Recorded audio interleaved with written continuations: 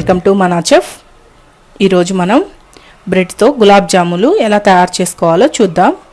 కావలసిన పదార్థాలు: bread slices 4 అండి,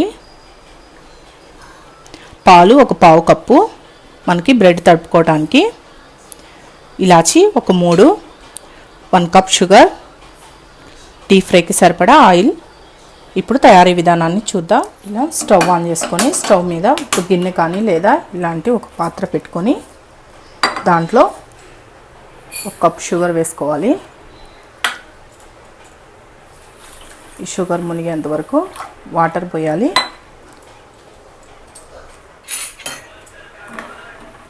ఇలా తిప్పుతూ ఈ షుగర్ని కరగనివ్వాలి. ఇది సిమ్లో పెట్టి ఉడుకుతూ ఉంటుందండి. ఈలోపు మనం గులాబ్ జాములు ప్రిపేర్ చేసుకుందాం. ఇలా ఒక బౌల్ తీసుకొని దీంట్లో ఈ బ్రెడ్ ముక్కలు వేసేయండి. ఈ సైడ్స్ అన్నీ తీసేసేయండి. ఈ బ్లాక్గా ఉన్నవి వీటిని బాగా ఇలా తుంచి వేసేసుకోవాలి. ఇలా ముక్కలు ముక్కలుగా తుంచాం కదా, దీంట్లో కొంచెం కొంచెం పాలు పోసుకుంటూ మెత్తగా ఒక ముద్దలాగా చేసుకోవాలండి.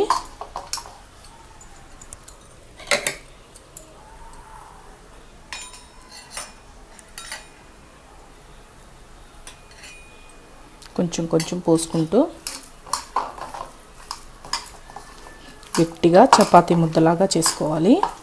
నేను ఇక్కడ కొంచెం చూపిస్తున్నానండి, మీకు ఇష్టమైతే ఇంకొంచెం ఎక్కువ వేసుకోండి. ఇలా కొంచెం కొంచెం పాలు పోసుకుంటూ మనకి ఒక చపాతీ పిండిలాగా గట్టిగా ముద్దలాగా చేసుకోవాలండి. మీకు చేతికి అంటుకుంటుంది అనుకుంటే జస్ట్ పక్కన కొంచెం ఆయిల్ ఉంచుకొని చూడండి, కొంచెం చేతికి ఇలా ఆయిల్ రాసుకొని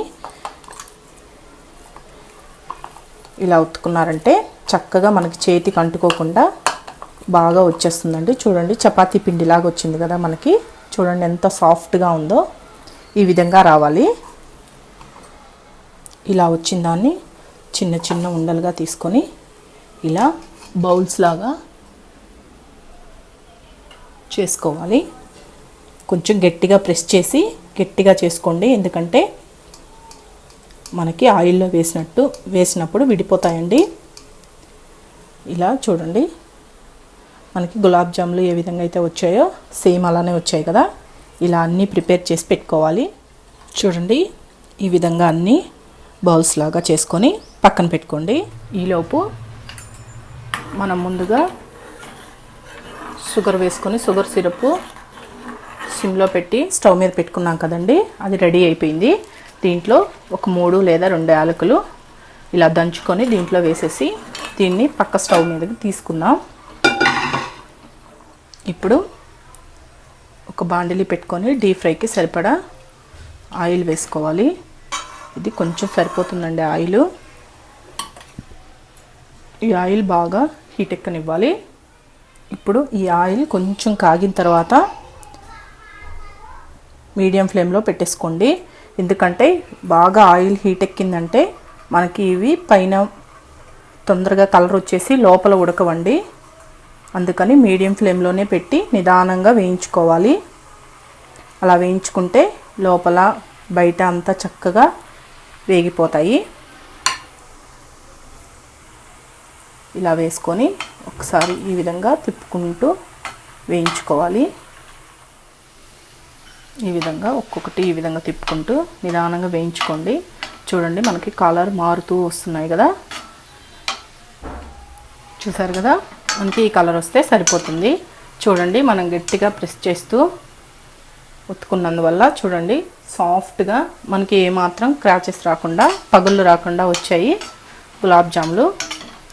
ఈ విధంగా కాలితే సరిపోతుంది. వీటిని తీసి ఒక ప్లేట్లో పెట్టుకోండి.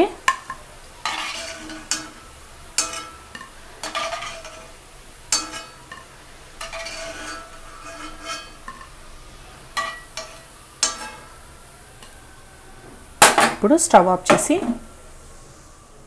మనం ముందుగా ప్రిపేర్ చేసుకున్నాం కదా సిరప్, షుగర్ సిరప్, ఈ సిరప్లో వేసేసేయండి. ఇవి షుగర్ సిరప్ వేడిగా ఉన్నప్పుడే వేసేయాలండి. ఇలా వేసేసి దీన్ని కూడా స్టవ్ ఆన్ చేసి కొంచెం ఉడకనివ్వాలి ఈ షుగర్ సిరప్లో. ఎందుకంటే మనకి తొందరగా సాఫ్ట్ అయిపోతాయి. షుగర్ అంతా దాంట్లోకి పట్టేసి ఈ జామున్లోకి పట్టి టేస్ట్ తొందరగా సాఫ్ట్ అయ్యి టేస్ట్ బాగుంటుందండి. ఒక 2-3 నిమిషాలు స్టవ్ మీదే ఉడకనివ్వండి. ఇలా ఒక 2-3 నిమిషాలు ఉడికిన తర్వాత చూడండి మనకి కొంచెం ఉబ్బినట్టున్నాయి కదా. ఇప్పుడు స్టవ్ ఆఫ్ చేసేసి ఇది బాగా చల్లారనివ్వాలి. ఒక హాఫ్ అన్ అవర్ కానీ ఇలానే పెట్టేసామంటే ఈ సిరప్ మొత్తం ఈ జామున్లు పీల్చుకొని మనకి గులాబ్ జాములు రెడీ అయిపోయినట్టే. ఒక హాఫ్ అన్ అవర్ అలానే ఉంచేయండి. చూసారు కదా, ఒక హాఫ్ అన్ అవర్ తర్వాత తీసి సర్వ్ చేసుకోండి. చాలా టేస్ట్గా ఉంటాయండి ఇవి. మీరు ట్రై చేయండి. ఈ వీడియో కానీ మీకు నచ్చినట్లయితే నా యూట్యూబ్ ఛానల్ మనా చెఫ్కి సబ్స్క్రైబ్ చేయండి. నచ్చితే లైక్ చేయండి, కామెంట్ చేయండి.